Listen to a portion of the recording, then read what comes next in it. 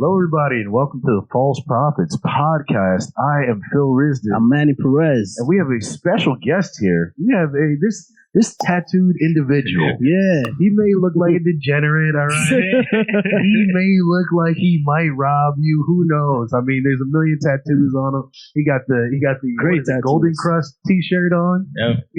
You know, he's so Brooklyn. Yeah. He smacked Mano himself. All right? This man over here. Please welcome Mr. Ferris Wheel J, everybody. How y'all doing? No. You gotta do the famous. YERRR. What's good, y'all? How y'all doing? What's poppin'? Do it one more time. YERRR. What's good, y'all? There we go. We are Famous soundbiting Ferris. that. Yeah. Soundbiting that. I love the Soundbite's fact crazy. that you chose that just to like be like the New York thing, what like represents you and shit. That's what caught my eye with this dude. Because I was just in bed and everything. I'm looking at TikToks and I see YERRR like mad loud in my ear. I'm like, what the goddamn? I feel it. And those videos, man, is just it's epic. But we're gonna talk a little more about that. Nah, I appreciate it. I first off, guys, I just want to say thank you for being patient with us. I know we haven't, put any stuff out in about a week and a half, But I'll be honest with you, it's hard being poor. Okay? Let's just put it out there right now. I am not Joe Rogan. I am not Tim Dillon. That's right. I am not Aries Spears. I am not Godfrey. All right? I don't got no fucking money. All right? So when shit goes down, I got to go outside and work just like all you. And That's I still create this podcast. So does Manny. That's what's up. He's the Uber driver. And I still don't make money. And he ain't no damn money. All right? So I don't want to hear nothing in the comments about where you guys Where y'all at? All right. No, we don't want to hear that. All right, you niggas know you're addicted to this shit because you've been commenting on every goddamn post for the last week, every damn day. So I appreciate the love. We both appreciate the love. We both appreciate the support. Definitely. That's why we're here with a great dude like this guy, man. Because I'll say, Ferris. Can I call you Ferris? Nah, of course. Yeah. I'll say, Ferris. You're inspirational, man. You're a dude who's like really on the rise as far as like social media stuff. If you guys don't know him, check him out at Ferris Wheel J on TikTok and Instagram. We're gonna have your stuff on the screen anyway. But we got to. Yeah, definitely. These are the basics, baby. Nah, of course. But Ferris, I got a question, man. How did all of this begin for you? So it began when I was like 14, 15. Shout out my best friend Paul. He was actually in a lot of my short stories. He was the one I was shaking. Yeah. He was like the angry person. Yeah. But he was someone that helped me like down from kids. Like this man gave me clothes, like real. So he's an older gentleman. He's only like 2 years older than me. 2 years. So like he was always like the older brother in a sense. Right. But yeah, we started doing skits originally. Like he had his camcorder with a VCR tape. So like we have skits I don't know about that, boy. Yeah, I know. yeah. So and I was like in the early 2000s. I want to say like 2003, 2004. We started. So I was in like the 8th grade. I want to say 8th, 9th grade. We started doing like fun, like sketched out content for fun. I mean, we was kids. Yeah. I'm actually trying to. I found the tape. I lost it for a few years. Really? Yeah. So we're gonna. There's things to actually transfer VHS now to DVD. To like digital media and and shit. Take the DVD and put it digitally now. So we'll be Gucci. That's amazing. But yeah, that started with that, and then I was actually an actor first. Really? So that's my actually main pursuing career choice is voiceover / acting. That's actually what I want. Dope. Give me a little bit of advice on going into the voiceover game because I'm just getting started now. So the voiceover game, I'm still like I'm big on TikTok for it, but I'm still trying to crack in the industry of like potentially getting a role for something. Honestly, it's sad to say, but that industry is very gatekeeping. Yeah, that's what I've heard. The people that I know that were doing it were very gatekeepers. Yeah. I'm not the type to hate. Like, if they busted their ass to get to somewhere, cool. You don't want to tell me I'll work to what I have to. I'm going to still do what I have to do. Right. That's why I try to give people gems for free. Like, advice and opinions should always be for free. Definitely. I appreciate that. And, that's really cool that you said, that a lot of these people are gatekeepers. Because a lot of people, I feel like, don't necessarily know. And, you're somebody who's in this kind of newer industry of social media where there kind of are no real gatekeepers. It's like your audience is your gatekeeper. Yeah. It's like if they fuck with you, then you get let in. You know what I mean? And that's really what it is. So now that you are autonomous, and don't have to be or go through these gatekeeping things. How do these other people react to you now? What's crazy is you believe it or not, I still deal with gatekeepers. That's where I'm at in my career, because one thing a lot of people question why I'm not verified. And the first thing I tell them is I'm verified in real life, first off. That's how I see it. And a lot of things too is about 99% of the people that go, yo, why you don't have a blue check? I'm like, well, first off, if you want to get technical, it's a white check. It's a blue badge. I correct people already with that I'm like, you're already just on the facade of, you see somebody verified and you just see that and you're like, yo, you got the blue check? I'm like, well, I'm going to show you the logo. It's actually a white check. Yeah, I'm not verified. I don't have the blue check. You know what's funny though is once you said it's a white check, I thought you were going to go on some like 5% or shit. No, not even the actual logo. If you look at the badge, right, it's baby blue, turquoise blue, and then it's a white check. A white check. So I'm like, I don't need the white man. Yeah. But yeah, dealing. I don't deal with it as much. Like the gatekeepers that I've dealt with, I don't burn bridges. Like there's that quote, made of bridges I burn like the way. I don't believe in that. Simply for the fact that I could have burned bridges with people that did me dirty years ago, and now they're the ones writing me a check now. Yeah, when they hit me up, it's not a favor. Now it's a business. Like you need me for something, it's a service. And that, I feel like that's a major thing that people need to get to. And like, it takes a while when you're in any sort of like industry. I think it's a big thing, especially in entertainment, because everybody pretends to be friendly. So you get very, very confused. But it happens in all industries of people trying to be successful. Of like, you can't take anything personally. Right. You really can't. You're just a body in front of somebody else's goal. And you have to understand that sometimes. Sometimes they got to move you to the side and do what they need to do. And once you become useful, then they come back to you. And it's not, oh, he pretended we were friends and now he's using me. It's like, it kind of always was that paradigm. And you just didn't allow yourself to accept that. Yeah, but what kind of hardships, like, going to that, like, have you gone through, like, because I know dealing with this type of shit, like you said, like sometimes they put you to the side and then like, boom, you got that chance right there. So I could start off with some of the biggest content creators y'all know played me or asking to work with me now or asking me how do I make money? And I'm talking about people with 500,000 followers, 1 million followers. Wow. Really? So I don't ever name drop. Yeah. Never. That's one thing I don't do. I don't have beef with people. I don't name drop. And like I said, people that have done me dirty, now when they hit me for stuff, I'm like, yeah, bro, like I can help you, but like, what's the budget now? Because I'm not gonna forget that you played me, but I'm not gonna act like I don't rock with you. Right. Then now I'm gonna tell you like, oh, where? Yeah, I can help you, but like, what's your budget? Like, what are you trying to accomplish now? You're not gonna act like you're not worth something. Nah. You gotta be humble. You know where you're at now, and so can I ask you this too? So. Do you find, because I've noticed, like, I looked on your Instagram, I checked on your TikTok and stuff like that. You're doing all these deals that you were telling us about and everything, and they sound very exciting. Plus, every time I'm looking at a post, there's some sort of brand associated with these things. So you're obviously doing it, but your followership, your followers aren't as big as those 500,000 people and this, that, and the third. Do you think where you're at, follower-wise, is actually kind of a great place for growth, because it's like you're not too huge for the corporations. They don't have to give you a mill. You know? So the perfect thing is so I'm considered like a real big super influencer on TikTok. Right. So a lot of people see me on TikTok first. Yeah. But then they don't know that I'm a huge host for What Is New York on totally different. That's crazy. Totally different.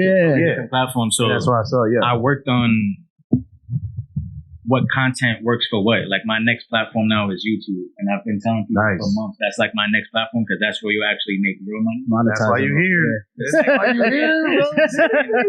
second platform, believe it or not, is who's paying out the most is Snapchat. Yeah. That's the program I'm a part of. Wow. Okay. I'm gonna get into that down the line, but the first thing I was telling people was being a micro influencer. Mm-hmm. Yeah. That's a perfect way to say it. That's literally the term. Yeah. I've had like managers and agents and corporations tell me that my level of micro influence and where I'm at, my engagement now that's different. I tell people engagement is completely key for everything. Social media. My engagement is for someone that should have like 500,000 followers. Yeah.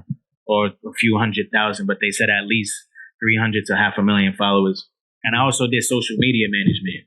So I tell people also, I don't speak off of opinion of what I do. I know from working with people that just do that. Yeah. That taught me the algorithm and how to look for certain things. So perfect example, you said how you just looked at my posts and you can see the brands that I'm with. Yes, every time. I'm like, now I tell people without name dropping, go to the biggest content creator or people that you're a fan of in New York City and look at their posts.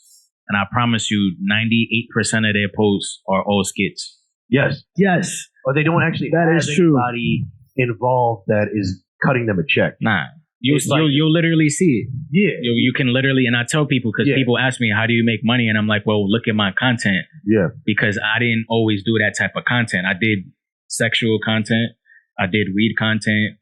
I cursed a lot. I did a lot of things. But then during COVID, that's where everything changed. Just changed up. Literally, when the whole New York City and the world was in shambles, I call it not a luxury. I had the luxury of being in Arizona when that happened. Oh, wow. So I was going there to visit my sister for just a month to be there for my nephew's birthday. And then it's crazy. I had gotten casted for the last Matrix 4. Oh, wow. Get the hell out of here. Yes, but it was just background. So what I do is I was in like I said, I'm an actor. So I was in 50's Power.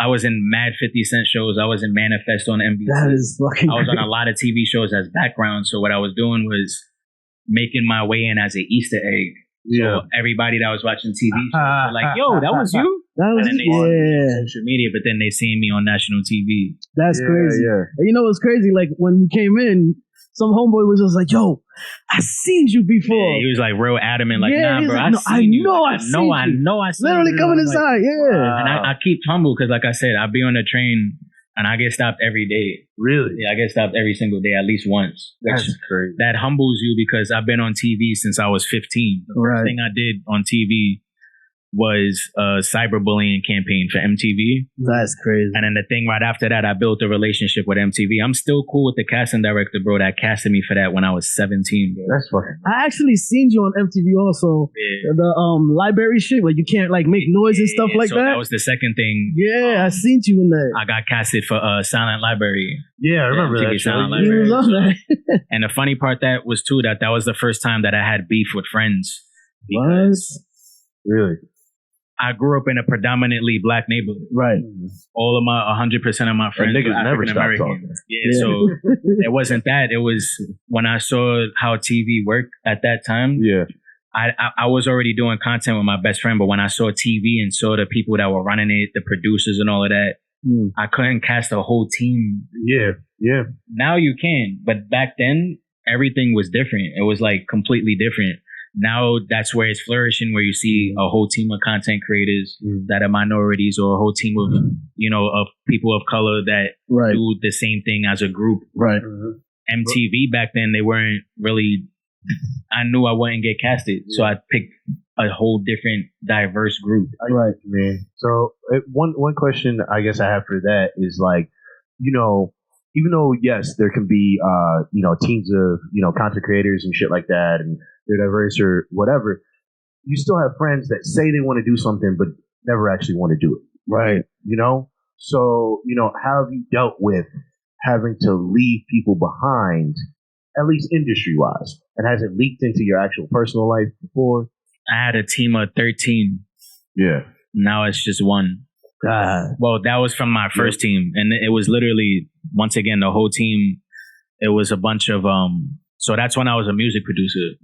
So I originally started with like the content with my best friend, Paul.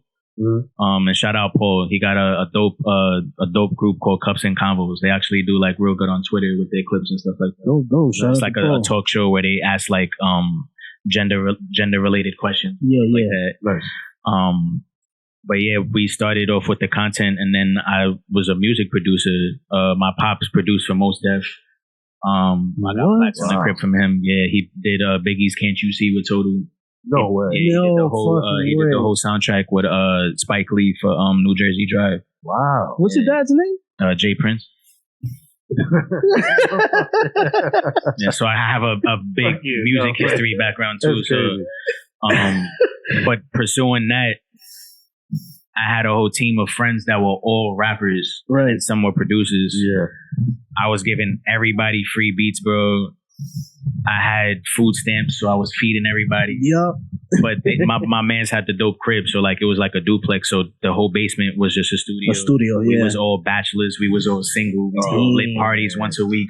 So it was like a Jersey Shore type thing. Yeah, yeah. Really let loose. Yeah, really let loose. It was literally like a TV show, but no one wanted to push me as the lead of it. Yeah. And that's where egos came in. And that was the first time that I dealt actually with egos from people I cared about. Because I've never had an ego. And the thing about it, you knew that you had the talent in order to like push this shit forward, but it's always like somebody wanted to just be the face of it all. Because I was also a music artist. Like I was a rapper too. Yeah, I remember. Yeah, you were saying that. So I have like a clip that went super viral like 7 years ago of this production company called Bravo Media, where I shoot where I shoot the Dreamers House out of. They shot it and edited it, and it had graphics from like that you see now. That's dope. And the whole thing about that was I was already pushing people, and shout out to my guy Owen, rest in peace. The whole thing with that was the first video that shouted out other social media people that were real big with their at names. Oh wow! Okay. So it was 7 years ago. Yeah. No, that's seeing a music video with people's at names and shouting them out for who they do. Like it didn't even say what they do. Oh no, it did. It said their name and like almost like if it was an interview, like artist, creator, like singer, like painter, blah, blah, yeah, exactly, stylist. And I had like all of my dopest friends. And you want to hear something crazy? What? Everybody in that video played me with one person. Yeah. What? And that's what'll happen. Like, and more than half of them stopped pursuing what they did because I'm like I said, this was like 7 years ago. Yep. 6-7 years ago. And that's not even that long of a time, you know? It's not that long, but you know, it's long show business wise. Like I feel like show business wise, that's the thing. You know, like a day in show business is like a week, bro. So like entertainment is like dog years, bro. Literally, it really is. Yo, that's the perfect way to put it. A whole entire lifetime. It'll only be 2 years. Perfect way to put it. It'll run you ragged. You know, it really will. Yep. And I wanted to ask you this. You were saying about how you never really had an ego. And, you know, that's one thing where a lot of people try to ditch their egos. And I'm somebody who is kind of in the middle. I feel like an ego is a necessary part of you. You can't just completely eliminate it. It's actually healthy to have it. You know what I mean? It's a basic nutrient of your mental health and public identity. You know what I mean? So, like, dealing with all this shit, getting bigger over time, dealing with your friends kind of, you know, pressing you, you know what I mean, and playing you and different stuff.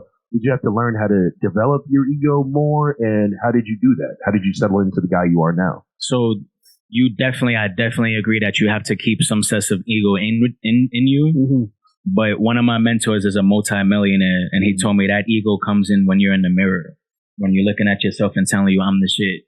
I got this. I'm going to kill this. And then when you go out, now like J. Cole, Kevin Hart said it in the interview. I just spoke about this yesterday with somebody. I have so many people around me. They asked Kevin Hart like a certain question. And he was like, yo, J. Cole, prime example.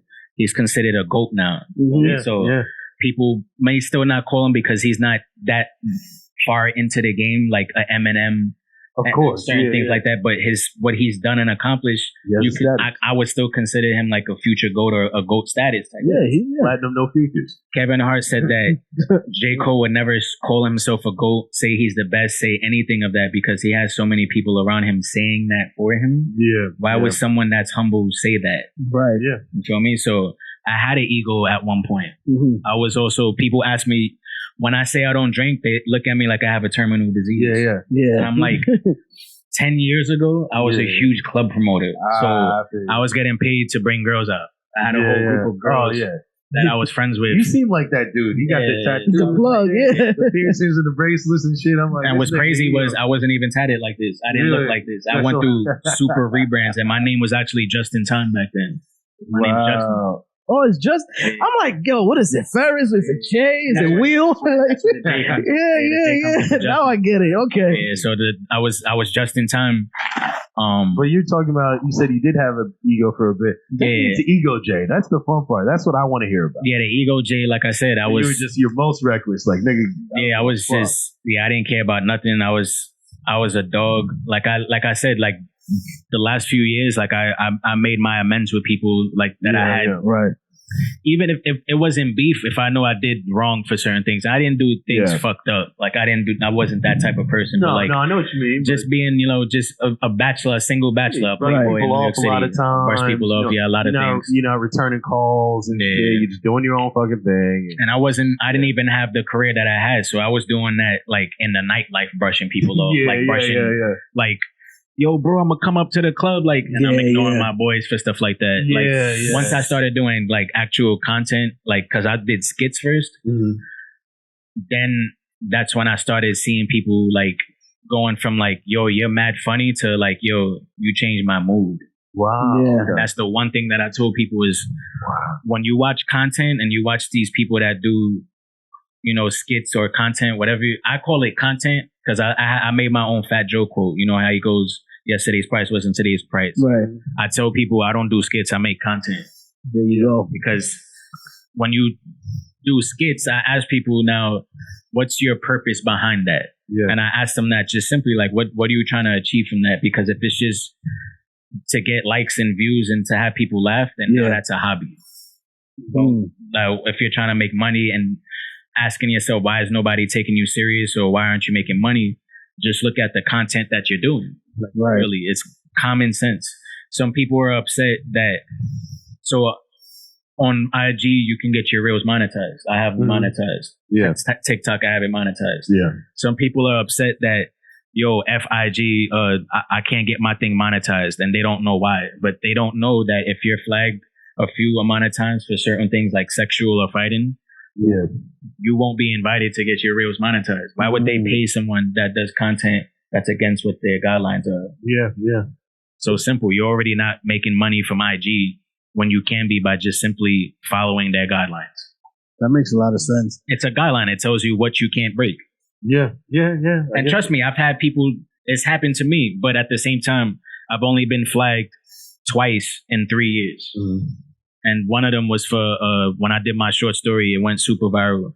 But that dude that smacked the girl on the train that had the 8-ball jacket, I did a video with him. And that's hilarious. What's funny was he went to go smack me, like he looked upset. He went like to smack me, but in the voiceover I said, but we're friends. So the next scene it turned into the sideways, and he was giving me that. Yeah. I think I seen that. Yeah, so now that I TikTok, remember, they flagged it for violence. Wow. It's because of the guy. That's what it is, man. Extra soft though with that type of stuff. It's like, and I know literally that because then on IG it went viral on IG. Of course, like, of course. So but then at the same time, I tell people, if you really want to make opportunity and money, right, it's TikTok. And I tell people simply, they're like, oh no, I don't have a following, or I don't want to start another platform. I simply tell people, let's just say you have 80 to 100 followers. Let's just say you have 500 followers. Right. And I've actually had people look at this like doing social media management. I tell them, you have 500 followers, right? Let me ask y'all now, if you have 500 followers and you post a video, if you got 1,000 views, do you think that's good? Yeah.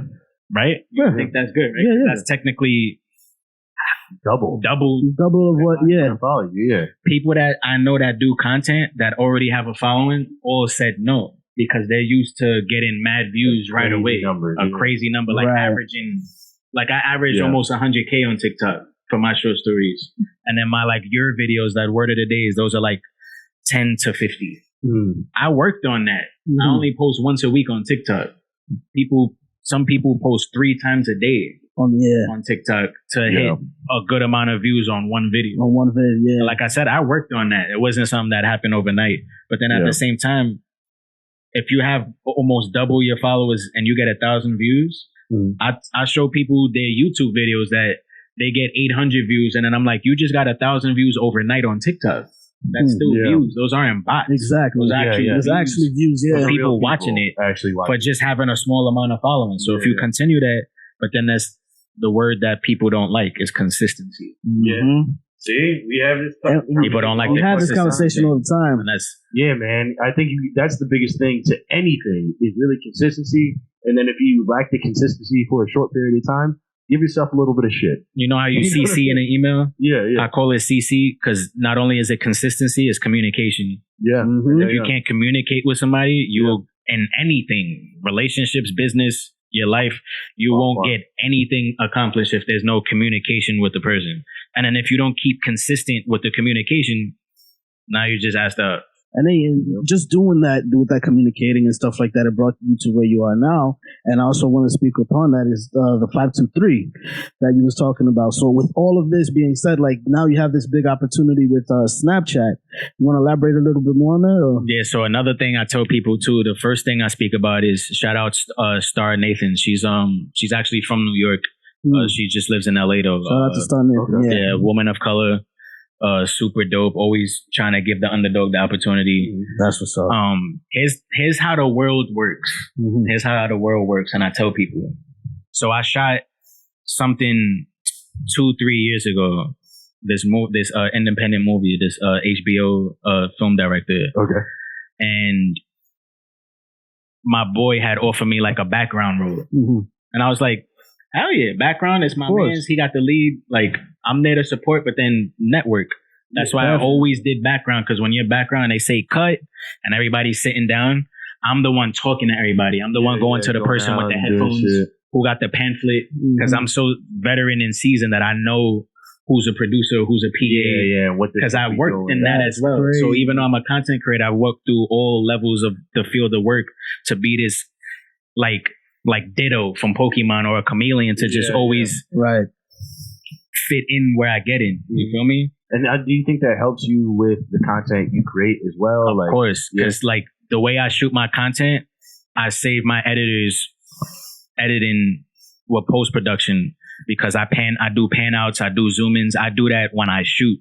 So when I give them the content, it's already set up. It's already, they just got to stitch it. Yeah. And then I edit my content myself. So anything that's like with an actual camera, we still shoot it vertical. And I tell people too, all of our stuff on our phones is like this.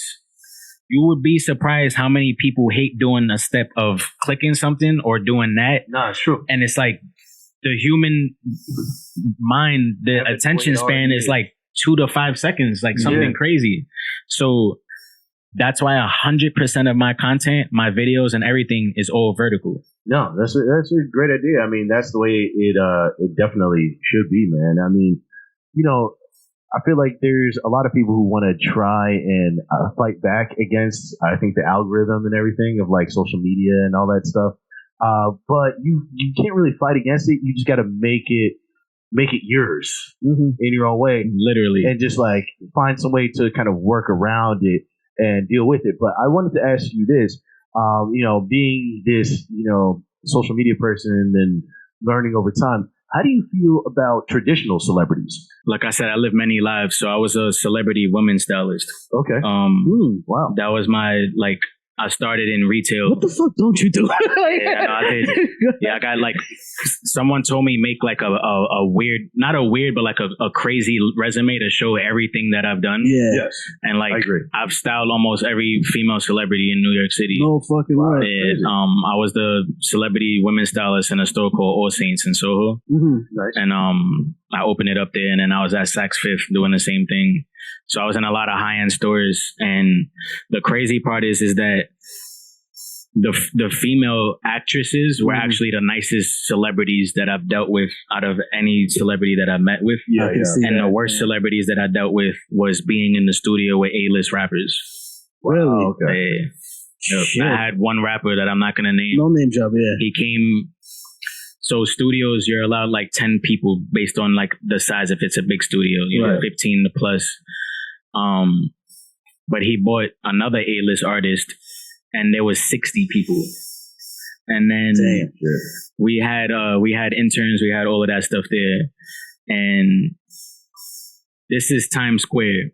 Yeah. He gave the intern $100 Are you serious? to get 20 sandwiches. What the fuck? That's not gonna. Yeah. That's not gonna work. You're getting like 10 sandwiches. Yeah, Bro. max. Like Times Square sandwich. Exactly. Yeah, like 10 sandwiches max. Yeah. And then the intern was afraid to say anything to him. And I'm like, I'm gonna say it then. I'm not. Of course.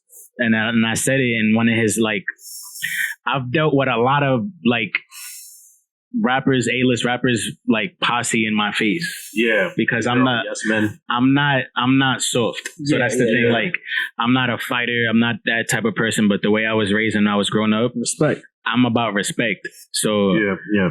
I've had A-list artists in my face, bro. Really? Like in my face, and I'm looking at them like, you look, and I'm telling them in their face like, bro, you look crazy. Like, I don't care who you are. Yeah. Like, I've dealt with people way bigger than you that are worth $100 million. You don't impress me because you're a rapper. Exactly. And then now I'm looking like I'm gonna get jumped. And you know what happened every single time I did that to a rapper? What? I got their respect. Exactly. There you go. Because they're used to, rappers now are used to being the face of their crews. Yeah. The yes men, pampered, all of that. I gave a rapper $100,000 ring that he left in the bathroom that had a party. And I knew it was worth money. He's one of those rappers that you know their jewelry's real. If I told you his name. Yeah. Everybody was drunk, gave him his ring, and he looked at me. He was like, yo, bro, anyone could have just taken it. Taking that shit. Yeah. Thank you. Like, genuinely, thank you, bro. And I was like, nah, bro, it's all love. Like, like I said, I was around A-list actresses and like celebrities, like working in fashion. Mm-hmm. My last job, my actual job, I worked at a store called J. Mendel. Now, a lot of people have never heard of that. J. Mendel now is the Rolls Royce of fashion. Now, I feel like I actually have heard of them before. So there's Minx. Yeah. And then there's Sable. A lot of people don't even know that Sable is an animal. What the hell is that? Like a fox or something? It only lives in Russia. So now a Sable jacket, bro, starts at $120,000. Goddamn. For a jacket. Goddamn. So me being tatted how I am, look that shit up. me being tatted the way I am, I got that job there. Yeah. And the owner looked at me like I was crazy. Yeah. But then he knew how I talk. Yeah. I always knew how to talk to people, but the respectful way where I get your respect. Exactly. Not the way where I'm talking like to win you over or sell you a dream or nothing like that. Yeah. Because I've had people sell me dreams. I've had people shit on me. Exactly. I've had people leave me on. So I would never in my life do that to somebody. I'd rather tell someone, yo, bro, I just can't work with you. Or get to me like when you're on this type of like level, or like I call it a waveform. Like when you're on that type of waveform that I'm in, I can't do content with you if you're cursing or doing different type of stuff that's like super vulgar or sexual. Like I'm not about that. Yeah. So thanks for being on this podcast. Nah, of course. But it's more so like, I mean, like when you see people do like the content where they act like they're sleeping with a chick in the bed or that type of stuff, like talking amongst people. That like, should be so corny. Different of the world. Yeah, so it's so fucking corny. Yeah, and it's all good, but that's like I said, that's what humbled me. And then back to 523. The first thing I tell content creators is what we spoke on earlier: is look at your favorite content creator and look at even if it doesn't say sponsored or branded. Yeah, because I don't even really write that in the caption that you could click. You could just see the content of where I'm at. Exactly. The HBO film I shot 3 years later. So this year, at the beginning of like January, February, I get a DM from him, and it's like a group DM, and he's like, yo, I want you to meet this girl named Star. She's an executive at Snapchat. She's doing this new program. And I'm like, yeah, talk to me. So I get on a call with her, and she's like, yo, like, when he sent her my page, she not only already saw my content, somebody else had sent her my video that went viral. So I had my last viral video, I was swiping on Tinder real quick. Oh yeah, in the stadium. I got 90 million views. Yeah. Now my biggest video has 120 million views, and that was me saying, and it's the only time y'all gonna hear me say this is "fuck is you talking about." So I was on the phone, and I went down, came back up, and it was at Myrtle Broadway on the J. Right. And it was in that corner, and everybody was like, yo, I always see that stop and wonder what was there. And then it was funny. The comments were like, they thought I lived there. They were like, people were like, yo, you need therapy. Like, it was like really Yeah. And then the viral video after that is my boy picked up some girl and was dancing with her. Yeah. She walked off and I held my hand and walked away. That got 30 million views. Shit. So the reason why I transitioned into content, and it's gonna lead into the 523, was I made $0 off of any of that. Off of 200 million views. That's crazy. Because of all that shit. Because it was all social media, and then what stopped me from my following growing was 100% of the biggest platforms. Once again, I will not name, because now I'm actually talking to them. Mm-hmm. And it was funny because it took New York Nico to hit somebody to get me tagged for something, and then that sparked everybody now. Like, yo, now we gotta rock with him because No, Nico did it. Nico, shout out Nico. Once that happened, the pages was DMing me like, oh, is this your video? Like, we'd love to credit you. And bro, would you believe that my DM from 2 years prior was still there? Like, yo, this is my video. This is my video. This is my video. For 4 years, I was telling some of the biggest platforms, yo, bro, this is my video. You can't take any of it personally. But then at the same time, you got to remember, a big percentage of people in New York City did. Yeah. That's why they lost their page. Yep. That's why they don't have sponsored or branded deals. Yep. And that's why they have beef with a lot of big platforms that will never post them, because they're sitting there angry while you're raking it in, bro. You know how many people hate me right now for no reason? Yeah, the game is just hate. It's hate. And it's all hate. That's why I said, if you don't got haters, you're not doing it. So it's like, that is true. But it fuels to what I'm doing. So once all of that once all of those skits happened, right, and then the last one went super big, and I'm like, wow. It took Rob Derrick to hit me up from Ridiculousness. Oh, yeah. And they hit me up and they were like, yo, is this your video? And I'm like, finally, somebody hit me that actually asked me, is this mine? Yeah. And they paid me and my mans that shot it. That's crazy. And put it on the show. So that's when I was like, all right, bet. If I switch my content up, I could get paid for this. Yeah. That's what hit the light bulb, that I was like, this is the first time I ever got paid for a video, because like I said, once again, I actually had a brand that's worth millions of dollars. Yeah. And I'm gonna get into the billions of dollars brands that played me after the millions of dollars brands. Yeah. But a brand that was worth millions of dollars took one of my videos and put graphics on it to act like I was talking about them for a promo for a huge concert. I'm talking about it. This is a major concert. Damn. And I hit them and I'm like, yo. Rolling Loud. Nah, it wasn't Rolling Loud. It wasn't Rolling Loud, but we're not guessing. But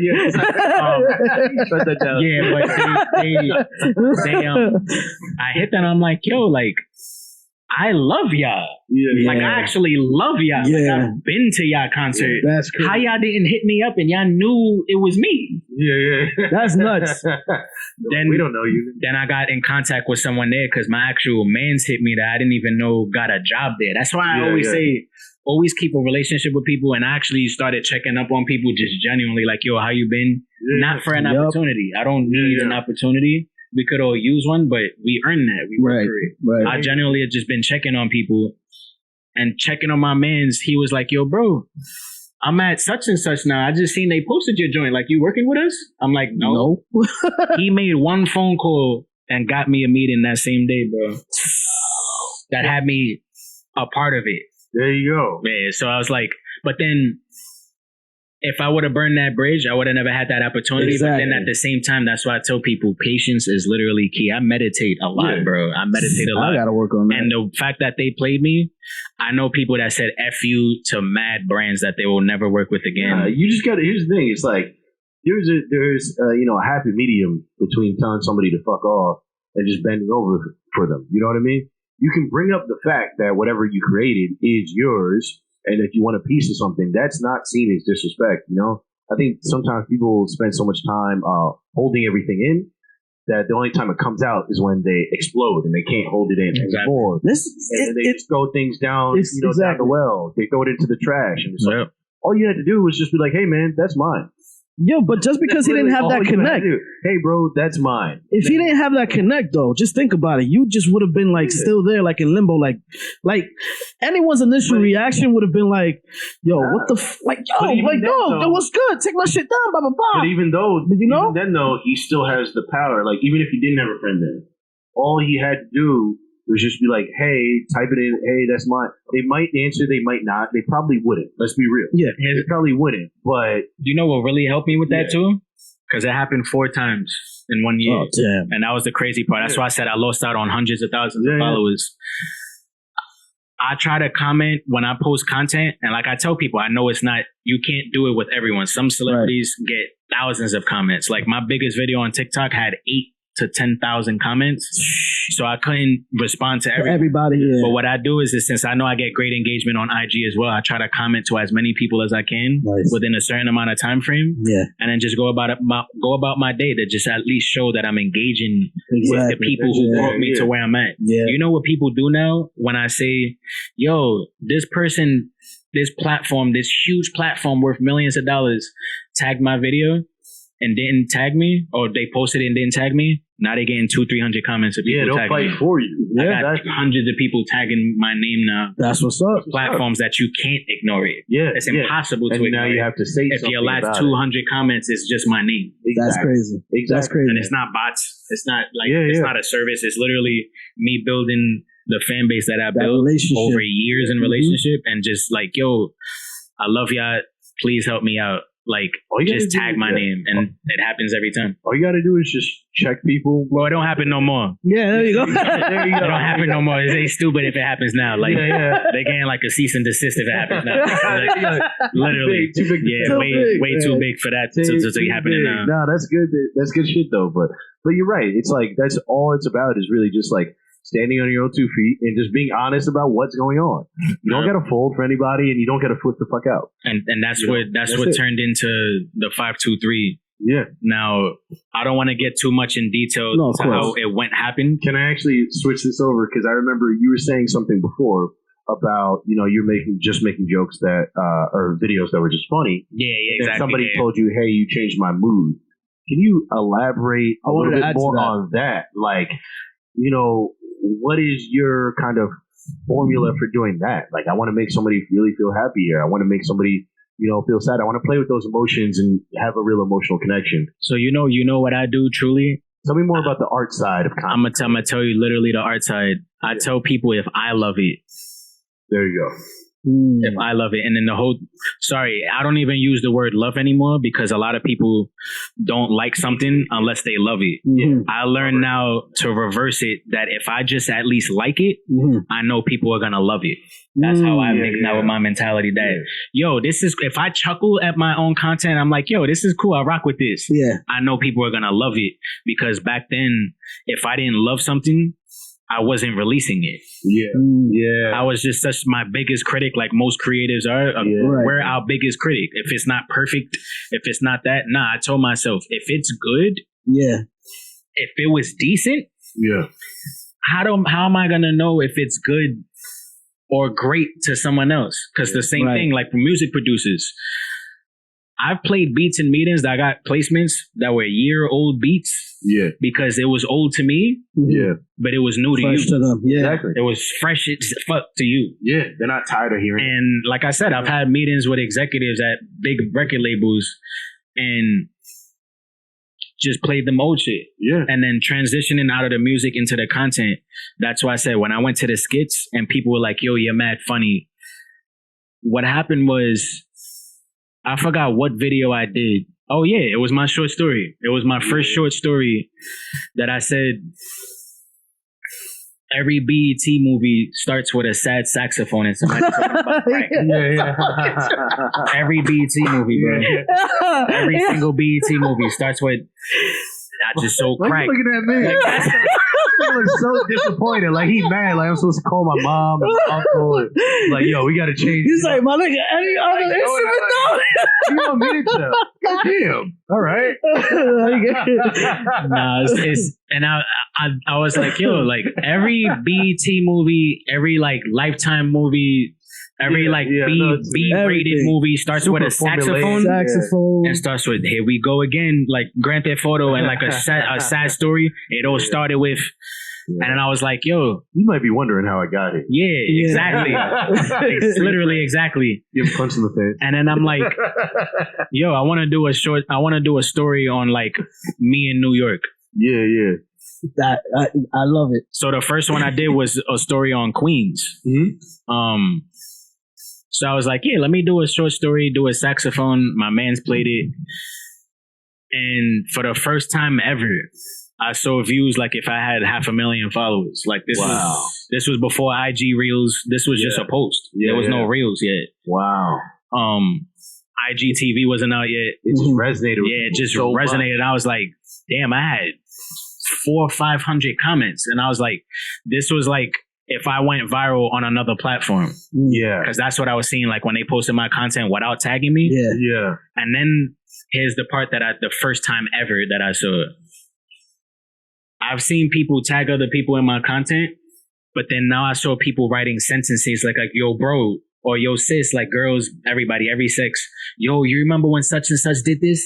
Yeah. Wow. And people were resonating. Like, it went from being funny and like to people being fans. Yeah, and I was like, I didn't stole that from. Yeah, and I was like, I didn't want to be like, because I did it. I didn't want to be like, when I look at content, I laugh and I keep scrolling. Yeah.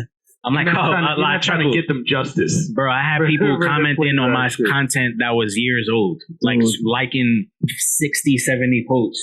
Multiple people. Yeah. And I was seeing that, like, damn, all I did was speak about my city. Yeah. Yeah.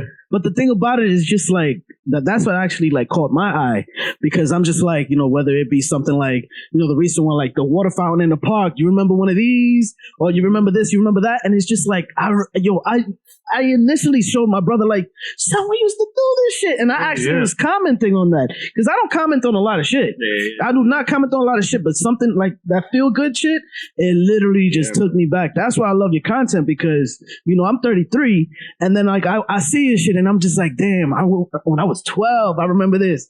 14, I remember this. And then with the saxophone in the background, I'm real big on making people feel nostalgia. Nostalgia, that's what it is. The big, nostalgic feeling. I have a huge art collection of like stuff I've been collecting since a kid to now. Like, I inherited an art collection. So amazing. I try to relive my childhood, because people ask me, how do you stay creative? Because one thing, I went through a mental block as well. Mm-hmm. I was in a psych ward. I had overdosed in 2020. Like, literally the day after New Year's, I overdosed.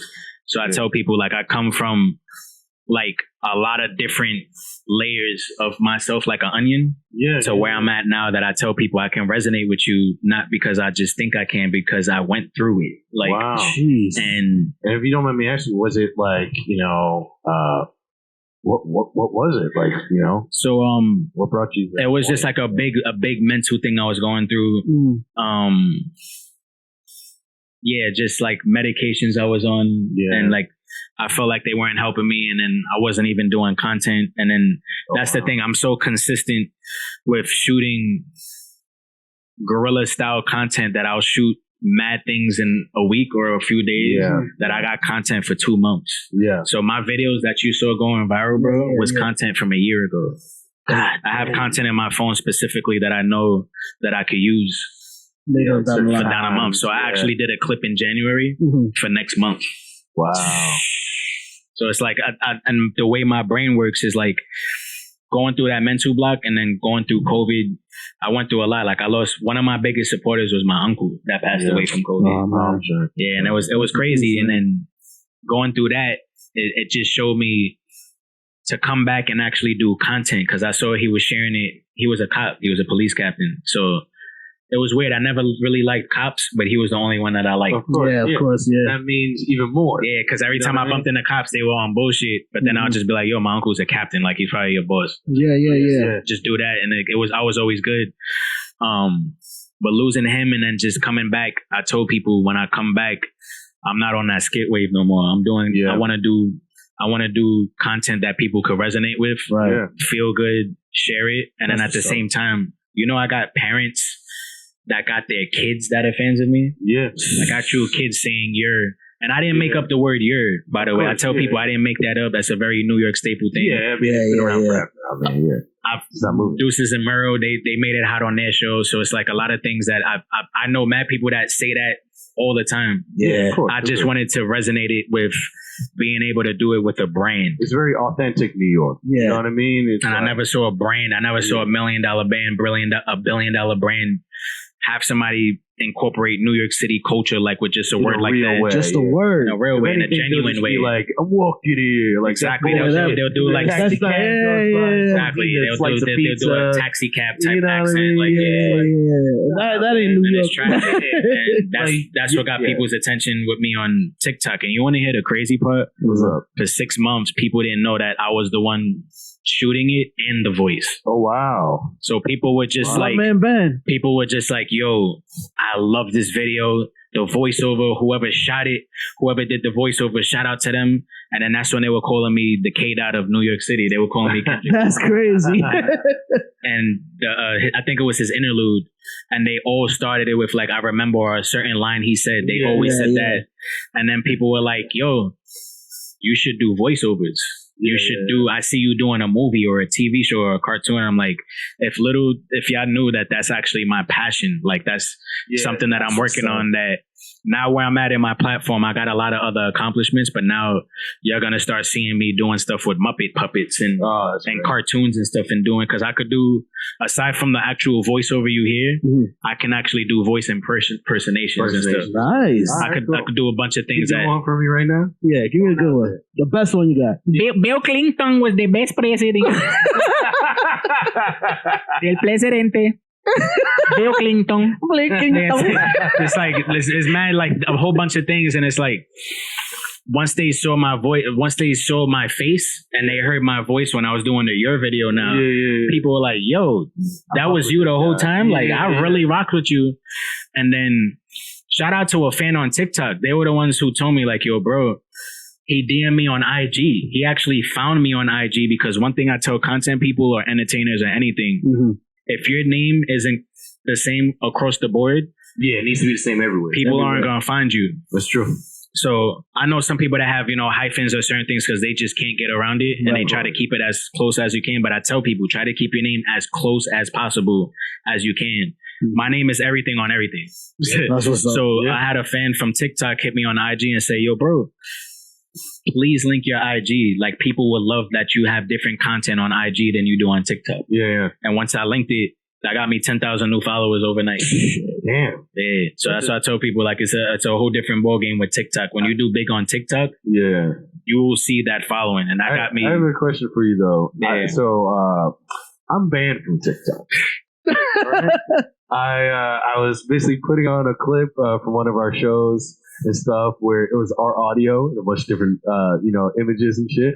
And that one. There's one image where a woman is shoving a liquor bottle up someone's asshole, and and they're drinking it with their ass.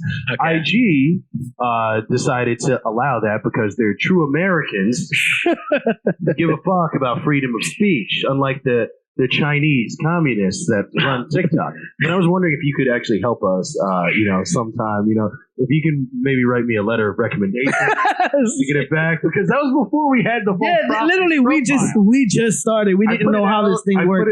I thought you could. I mean, crazy. I thought you could show an asshole or two. I tell people TikTok is, if you could flourish on TikTok, that's where you'll make money, because you can't do a lot of things on TikTok. So just gonna be broke? Yeah, you just can't do a lot of things on TikTok. Yeah, like I know a comedian that curses a lot, but he specifically does snippets of his sets where he's not really cursing.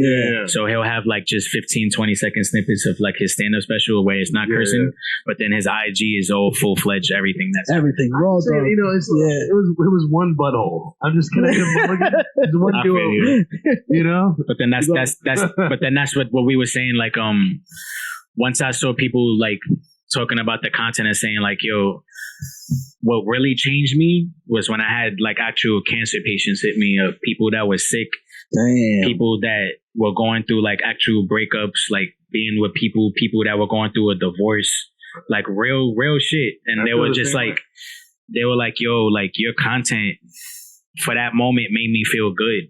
And it wasn't like I laughed and I kept scrolling. Like they were like, "Yo, when I watched this one video, I had to watch at least 10 videos from you." Right. And like see who you are. And there's still DMs that I'm catching on, like I said, from months ago, of people just sending me DMs of like, you may never respond, but I just wanted to thank you for like making my day because I just went through X, Y, Z. And I'm like, how can I not thank somebody like that? Yeah. We have people DM us, but they're usually just like alt-right psychos.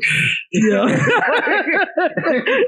it's just like weird incel dudes who are like, I like what you guys do. Man.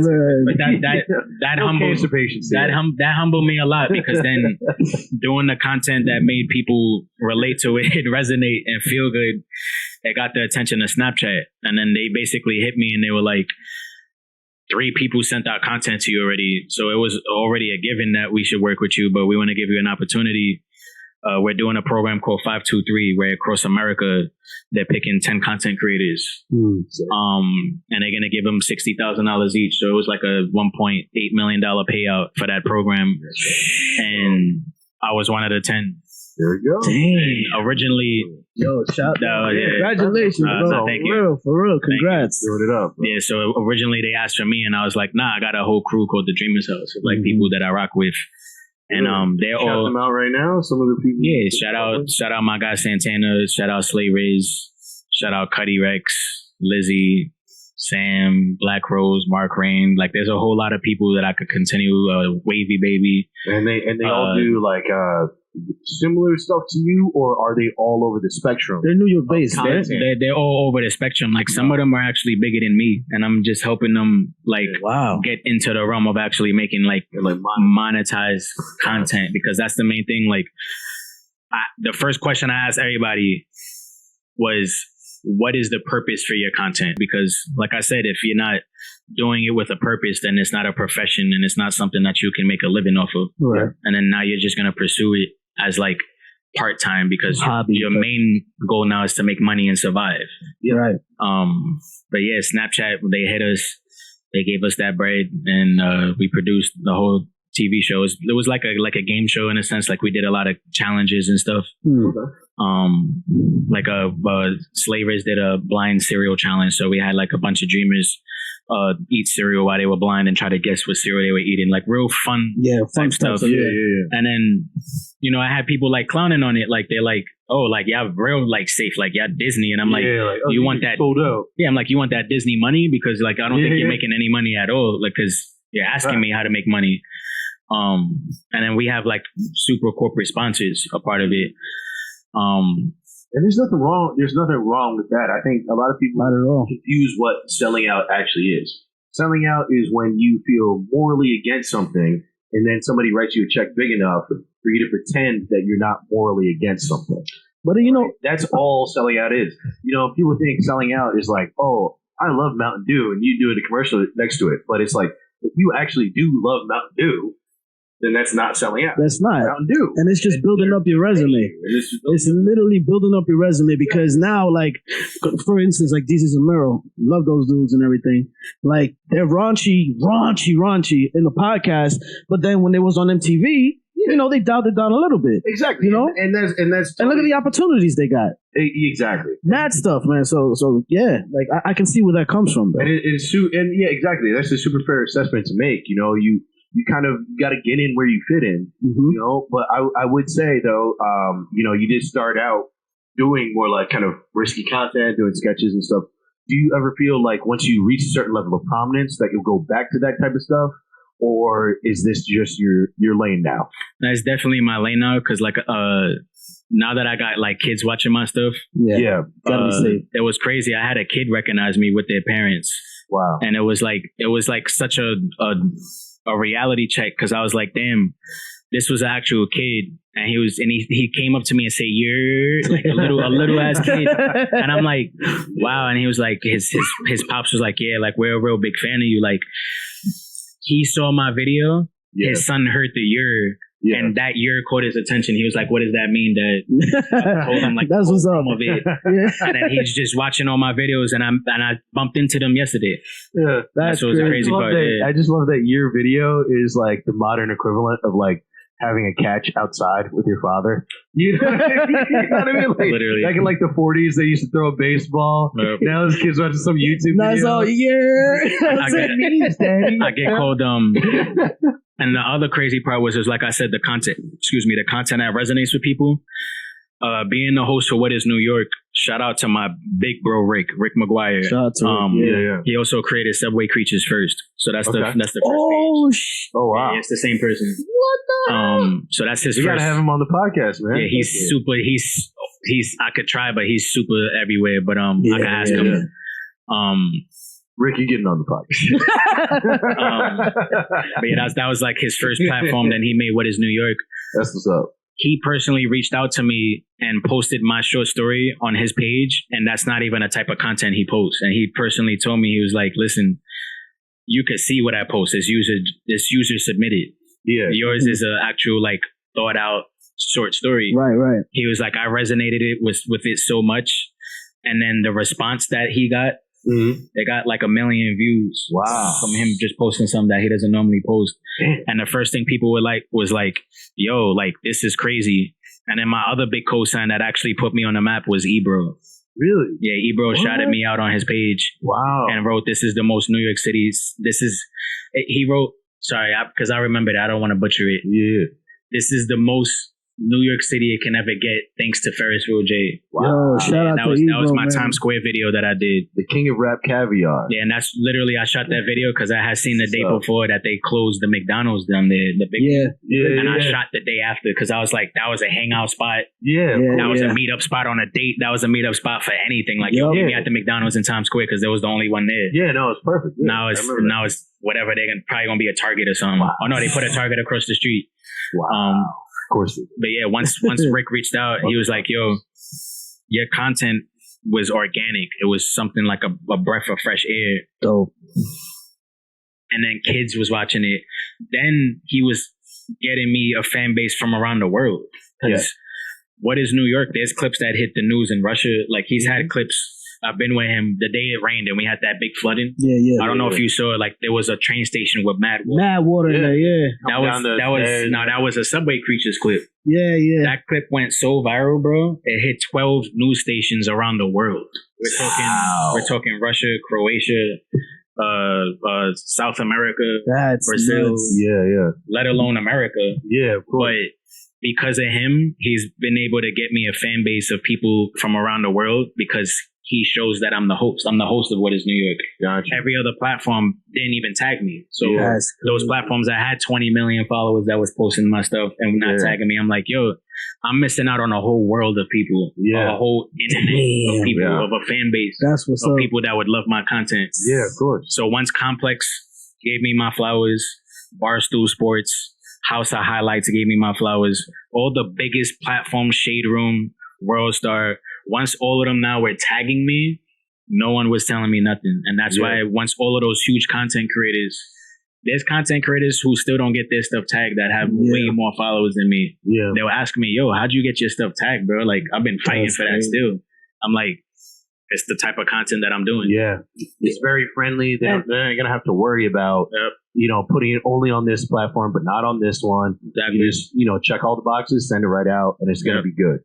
I think it's also because we're from New York, bro. We're just like we're built different. When you say you're from New York, and I don't think they want 500 people now tagging them, and then exactly. This is Ferris Wheel J. They know you don't play. Exactly. I don't play at all, homie. Don't play that. That's what's up, man. That's what's up. Well, I think we did pretty good. Yeah, no, this is good. I mean, we were gonna try to stretch it a little bit longer, but I know you got some places to go. You got things to do. I mean, we talking about the Elon Musk of social media. I got it. Real quick, I'm gonna shout out Tower Owl. So I was the first person to tour their beef patty factory. Okay. Yeah. And the only people that have is when they get inspections or like an investor. I was the actual first person to be given a full tour and do content. So I'm gonna drop content. Nice. It literally showed how the beef patty was made from start to finish. Like that's what's the whole thing, like an assembly line. Yeah. So shout out to them. I'm gonna shoot out there in Times Square. Then I'm gonna shoot at Rise NY real quick. I don't know if y'all seen that. It's a dope. It's a New York City museum. On the side of the building, it has a Statue of Liberty, the hand holding the. Yeah. Really? It's a new museum. Wow. Okay. I'm gonna shoot something there real quick, and then I gotta head home and then go to a real big fashion show tonight with my girl. Nice. Shout out my girl too. She's a huge content creator. Shout out to this girl. That's what's up, man. Can you drop her name or you keep? Yeah, I'll tell you. Hey, there we go. Kim Kardashian. Yo, that's Took over for Pete. that's right. That nigga's French. It's your fault. He had to go to rehab. They blaming Kanye. Blaming another black man. Yeah. That's fucked up. Yo, that's funny, man. That's stupid. That's stupid. Yo, so you got anything? Or before anything? I got my classic show every Sunday at Solas in the East Village, East 9th Street between 3rd and 2nd Avenue. Please come by. It starts at 8 p.m. We got a bunch of great comedians and stuff. Always come by. And that's about it, man. Just stay tuned for the show. We're putting it out every Monday at 12 o'clock. So please come by. Please check it out. Please listen. YouTube, Spotify, Apple, all that shit. Blah, blah, blah, blah, blah. We had a great time with my man, Ferris Will J. Thank you for having me. Thank you. Yo. He got to close it out with the YERRR. Let's go. Yeah, only in New York City, baby. Yo, this is the False Prophets podcast, man. Peace. All right,